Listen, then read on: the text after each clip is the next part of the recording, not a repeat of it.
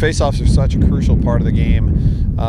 To be able to control those today made all the difference in the world.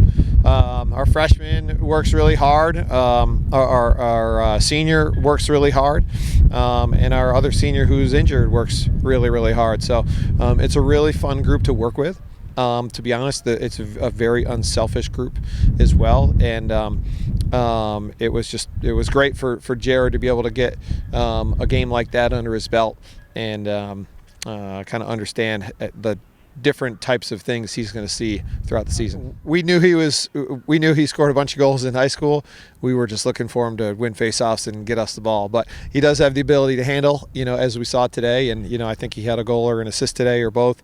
And so he's reliable with the ball and doing a nice job at the dot. Ryan is such an incredible lacrosse player. It's a privilege to be able to coach him, and I'm telling everybody who will listen this year. His demeanor this year has been even different. In the most positive way, from the way he practices, the way he chases after ground balls, the way he's been leading, the way he rides in practice. We're seeing a different Lanchbury in practice than we've seen in the last 4 years. Not that we've had any issues with the guy we've had in practice the last 4 years, but just the determination and the drive from him has been incredible, because it rubs off on so many other guys. So excited what he's doing, and he didn't play his best game against North Carolina, so he was able to rebound and just slow the game down a little bit today, and the offense kind of followed suit, and he got rewarded a number of times. So he's doing a great job. Really happy for him. He's in a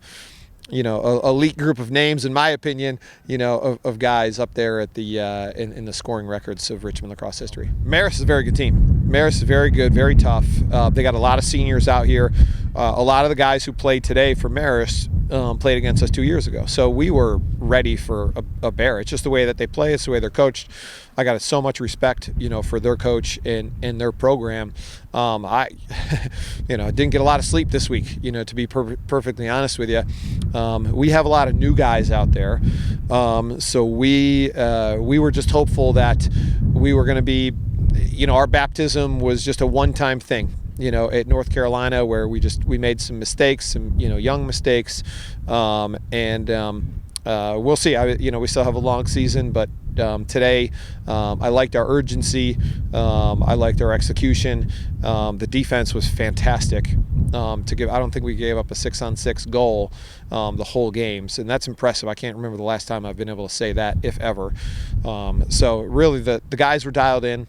But our guys had all the respect in the world for Marist, as is going to be the case with every team, on our schedule. So I just like the way that they practiced this week, and it was nice to be able to get everybody in the game. And yeah, I thought it was a really good effort for all of us today, up and down the field, from goalie down to the attack, and everywhere in between. I thought we had a really solid game, played 4 strong quarters, and I think rebounding off last week, that was a good morale win for us. It seems like the team improved greatly from game 1 to game 2, and I know a football coach that says that all the time. Do you feel like you guys took major steps today? Yeah, I think we did, and I think it went in every single day in practice this week. We looked pretty closely at a lot of areas where we struggled last week, cleaned it up, and I thought we just gave a really good effort today, and kind of capitalized on some of the mistakes we made last week. Why does Richmond excel at the extra man goal? I think because you got 6 guys who work really well together. I think you got 6 guys who also play kind of like different roles. So we got some extended shooters who can stretch the defense. We got some feeders and some inside finishers. And I think when you have that so many threats, the defense can't really focus on one person, and they kind of have to be ready for so many different looks there. Your name is now on the top of the list in goal scores at the University of Richmond. Your thoughts on that? Yeah, it's exciting. To be honest, I don't think too much about the record book stuff, but it is to hear that is pretty nice, and it's exciting, and I'm sure there's some guys that are going to be gunning for that one a couple of years from now. But yeah, it's exciting. It's an honor. Talk about your day. 4 goals in your first home game. Dalton had 4. Offense was clicking. Yeah. I think once again we had a really good team offense there.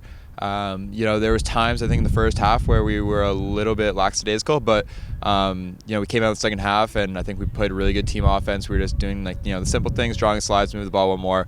Dalton and I had a pretty good day, but I think there's a lot of guys that had really good days as well. John? I have nothing. Well, I'll ask you one more about faceoffs in Chernoi. I mean, 20 of 25, a goal. I mean, it makes a big difference when you guys control the draw 3/4 of the game.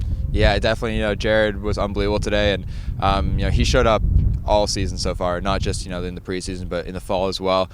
He works really hard, and Nate Garlow as well pushes him every single day. And Nate, I think, is getting better and better, and also proving that he could be an incredible face-off guy as well for us. And if those guys can run the table for us, that makes a really big effect, a huge effect on the game.